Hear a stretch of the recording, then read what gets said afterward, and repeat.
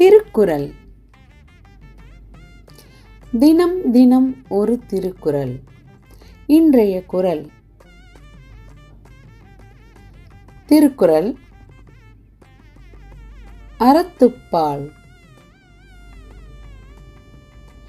பாயிரம்.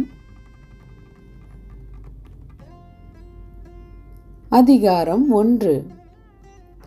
கடவுள் வாழ்த்து. குறள் 4. வேண்டுதல் வேண்டாமை இலானடி சேர்ந்தார்க்கு யாண்டும் இடும்பை இல. தெளிவுரை. விருப்பு வெறுப்பு இல்லாத கடவுளின் திருவடிகளை பொருந்தி நினைக்கின்றவருக்கு எப்போதும் எவ்விடத்திலும் துன்பம் இல்லை.